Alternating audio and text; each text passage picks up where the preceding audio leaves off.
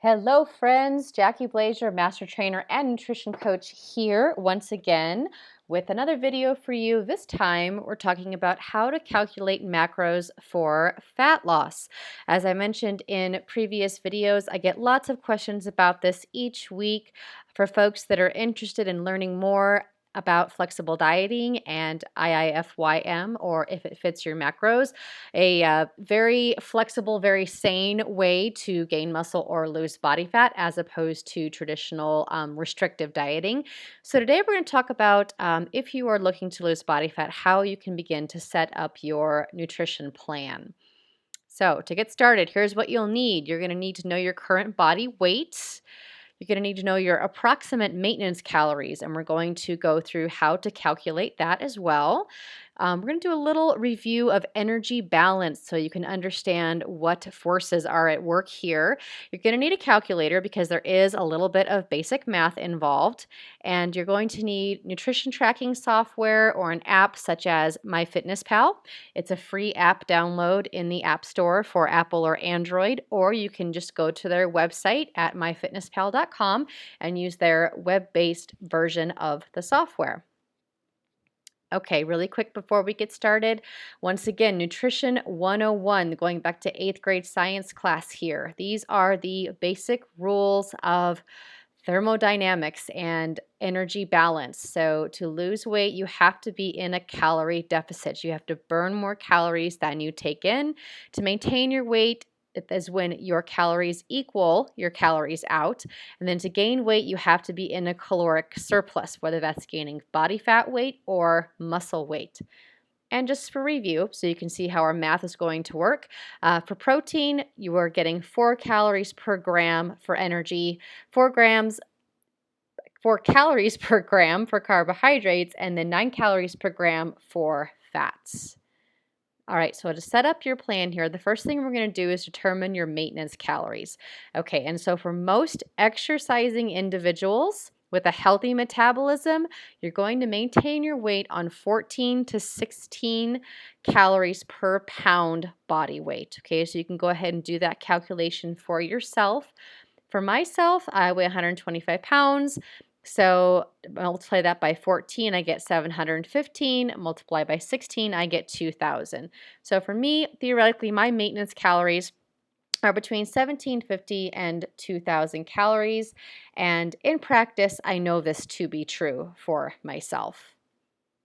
Okay, so for step 2, we're going to determine your calorie deficit. So this is where most people get in trouble when it comes to fat loss. So our goal, ladies and gentlemen, always is to lose body fat on as many calories as possible, okay? So many people make the mistake of drastically slashing calories way too soon. And what happens? You're tired, you're cranky, you're going to overdo it after a few days because there's no way you can possibly sustain that amount of a calorie deficit, and you risk losing muscle mass. So we've got to keep those calories as high as we can and still lose weight. So an appropriate deficit for long-term fat loss is about a 20% reduction from those maintenance calories, and continuing your exercise program or adding exercise. Or for easy math, you can set your calories at 12 times your body weight to start, to give you an idea of where to start for fat loss. And we're going to adjust this along the way. So again, just a good place to start. Everybody's different. Let's go on to the next step. So in my example, let's say my maintenance calories are 1,800 calories a day. 20% of 1,800 is 360. I subtract 360 from 1440, and that gives me my calorie deficit. Or if I multiply 125 by 12, that gives me 1,500. So my target range for fat loss is between 1,440 and 1,500 calories per day. Now, on non-exercising days, I might dip down as low as that 1,440, but for this example, I'm going to stick with the 1,500 just because I like food, and again, I want to see if I can lose weight, or lose body fat weight on as many calories as possible. So now we're going to go ahead and calculate those macronutrient percentages. So the percentage of daily calories for protein, carbohydrates, and fats. And here are our rules that we are going to use for this example. So we want to make sure our calories are adequate, like we just talked about, not too low and not excessively high. We want to make sure we have adequate fat and protein intake. And I know it's strange to talk about adequate fat intake when we're talking about losing fat, but fat doesn't make you gain body fat. Fat is essential for energy, for hormone production, for your hair, your skin, and your nails, for brain function. So we definitely don't want to drop your dietary fat below 20% of your daily calories. And we want to make sure we keep your protein set at least 1 gram per pound body weight, just like we did when we were calculating your maintenance and your muscle gain calories. That is our bare minimum. Also, we want to make sure you have adequate fiber, again, so between 21 and 25 grams per day for women and 30 to 38 for men.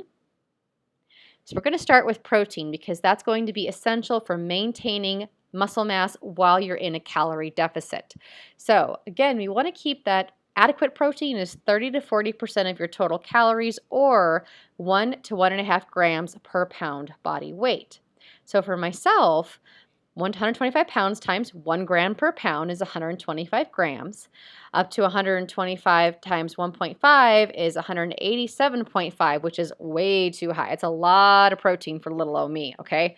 So we're not going to go that high. However, if I do 30% of calories at 1,500 calories, and I take 450 calories and divide that by 4 calories per gram, I get 112 grams of protein per day, which is way too low for our example. That's not equal to my current body weight.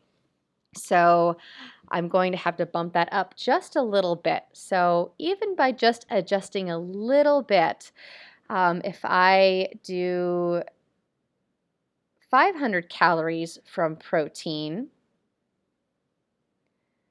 that gives me 33% of my total daily calories and 500 calories a day. So that's much better. At least I'm getting 1 gram per pound, and I'm still getting 33% of my total calories from protein. That falls within that range. I've got room to adjust up if I need to, but the reason I'm not setting my protein higher than 125 grams is because I'm in a calorie deficit and I still want to make sure that I get a happy amount of carbohydrates and fat during my day, okay? That's the whole point of flexible dieting, is to be able to eat a variety of foods and not to get 55% of your calories from egg whites and chicken. Okay, so I've got some room to maneuver here. Next, we're going to calculate those carbohydrates. And again, folks, carbs are not the enemy, even when you're dieting for fat loss. Okay, so we're still going to stick within that 40 to 50% of calories, or at least 1 gram per pound. And I think that's where I'm going to go ahead and set this. This is right at that 40% range. Okay, because I know from experience, I feel pretty good on 40% carbohydrate, and I like to have a little bit higher fat in my diet, so I'm not going to go as high as 50% of calories here. So 40% of 1,500 is 600 calories a day, and if I divide by 4, so 4 calories per gram carbohydrate, that gives me 150 calories from carbs each day. Very reasonable amount. Okay, so what's left over is going to be your dietary fat, but remember, we need to go no lower than 20% of total calories from fat. So here's what I've got so far. I had 125 grams of protein per day, times 4 calories per gram is 500 calories. For carbs, I had 150 grams per day, times 4 is 600 calories. What's left over are my calories from fat. So 1,500 minus 500 minus 600 leaves me 400 calories left over for the day. When I divide by 9 calories per gram for fat, that gives me 45 grams of fat per day. And that falls to 26% of my total calories for the day. So I'm well within that healthy range for fat for the day. So I'm going to stick with that and I'm going to give it a try and I'm going to see what happens. I always have room to adjust. If I want a little bit higher carbohydrate, I can take some of it from the fat calories. I just need to make sure that I don't drop below 20% fat and I make sure I keep at least 1 gram per pound body weight for protein. Okay, so here are my final results for this example. I get 1,500 calories per day. Protein is 125 grams, carbs 150, fats 44 grams, and then those are the percentages, and your percentages should equal 100% when you're done, and in this case, they do. Okay, and now that we have our new numbers, we're going to move on to step 4, which is to log our new macros into MyFitnessPal. So all I'm going to do is log into MyFitnessPal and edit the goals section where I can enter my new calorie range, and then I can adjust those percentages accordingly. And then each day it will give me a report of where I am for calories, carbohydrates, proteins, and fats as it relates to my target goals. And then finally, step 5, train hard, work the plan, and observe what happens. Okay, this is where you have to exercise patience and we have to really be observant of what's really happening with our bodies. So step 1, yeah, you've got to log your food and your workouts every day. That is the whole point of flexible dieting. This is not a plan where we're telling you that you can only eat 15 foods and that's all, and you're going to live on chicken and broccoli and asparagus, okay? In order to have that flexibility, we need to know if you're staying on track with those calories and macros each day. So this is really important to ensure long-term success. Try to keep those macros between plus and minus 100 calories and plus and minus 10 grams per day. We're not going for absolute perfection here. If you're a little off on your calories or your carbs for the day, don't stress about it. Just adjust the next day. Okay, and then make sure you observe what's happening visually, not just on the scale, because it's going to take some time for your body to adapt to this new plan. Okay, so make sure you're actually looking in the mirror. Are you losing inches? Are your clothes fitting better? Are you seeing muscle definition? If you are, it means the plan is working. Stay the course. And again, resist the temptation to adjust too soon. Give it at least 3 or 4 weeks before you make any changes. Don't go slashing your calories, okay? So if you feel like you're not losing body fat, don't slash 300 calories out of your plan. Just make little adjustments, 500 to 100 calories at a time. And remember that this is only a starting point, you guys, okay? Everybody is different. You're going to have to adjust accordingly and just be honest with yourself. Are you actually following the plan? Do you need a little bit more calories? This is a very individual thing. And if this is very confusing, you know, it's a good idea to work with a fitness professional, have a professional design a plan for you, and that person can be there to hold you accountable throughout this process. Okay, so give it some time and then ask for help if you feel like you need it. All right, guys, thanks so much for watching today. Don't forget to subscribe for updates. If you need more information, head on over to the website and blog at jackiefit.com. Please post your questions and comments below. Thank you so much. Have a wonderful day.